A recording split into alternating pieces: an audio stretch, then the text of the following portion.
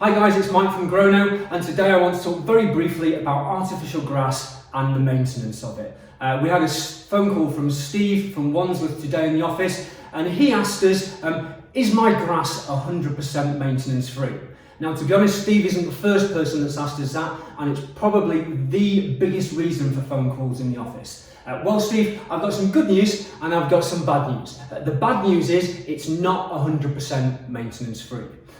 The good news is it doesn't need a lot of maintenance. We 100% advocate little and often here.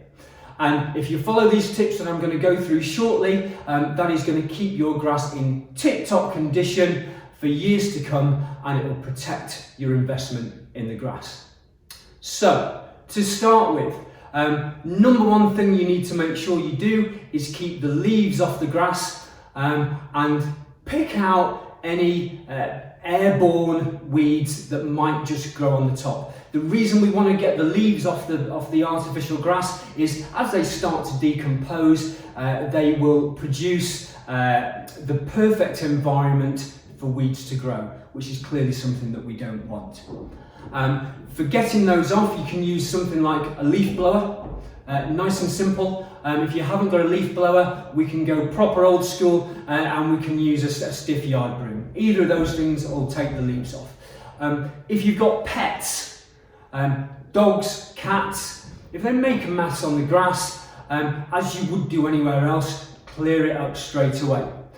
Don't leave it. We do have a sanitizer. So if your dogs or your cats wee in a certain area, you can use a sanitizer on the grass just to help with the smell. But make sure the mess is cleared up. And as I said, if they use it in a certain area, time after time, use a sanitizer to help with the smell. If you like your barbecues or fires, please don't put them on artificial grass. It is made up of plastic, and if you put something hot on it, it will melt it and it will burn it. In the summer, again, we get way too many phone calls from people going, I've got a big burn patch on my grass, what can I do? The bad news for that is there's nothing you can do apart from cutting patches out and replacing it. So again, to keep that grass in tip-top condition, please don't put anything hot, barbecues, fires, fireworks. If you're going to smoke, don't smoke on your artificial grass and then tread on cigarette butt, because that will melt the grass. As an aside from that, mirrors have been known to concentrate the sunlight and burn the grass. Same as hanging crystals in the garden. So please just be careful if you're going to have mirrors in the garden or hanging crystals where they're going to point the sunlight, because again, that can damage the grass. And most importantly, you do need to brush the grass every now and then. Now, what to use for brushing the grass? You've got a couple of options. You've got a jet washer. If you're going to use a jet washer, make sure you don't have the nozzle of the jet washer too close to the grass. Another option is a leaf blower. You can use the leaf blower to blow the blades of grass back up.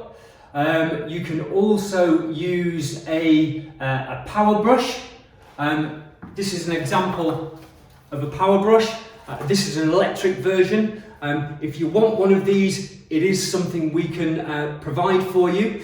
There are also petrol versions. Advantage of this over a petrol version is it's a lot quieter. The petrol versions can be a lot noisier, but they're obviously a lot more powerful. But if you don't want to use one of those, then again, you can go back to the old school and get a stiff yard brush. Now, how often should you brush it? Well, unfortunately, it's a bit of a how long's a piece of string question. But as a rough guideline, we would recommend that you brush your artificial grass about once a month. In the summer, when obviously we get loads of sunshine and we get loads of footfall on the grass, you might need to brush it a little bit more frequently. Or if you have a high footfall area where it's going from perhaps the patio to the garage doors, you might need to brush that up a little bit more as well.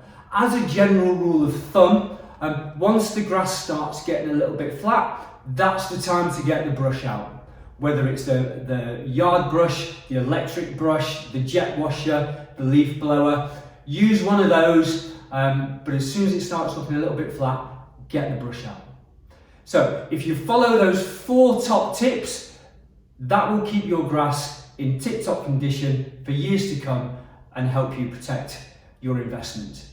If you have any questions regarding looking after your grass, you can email me at support@grono.co.uk, or you can ring the number that's down below. Thanks very much, guys. Speak to you soon.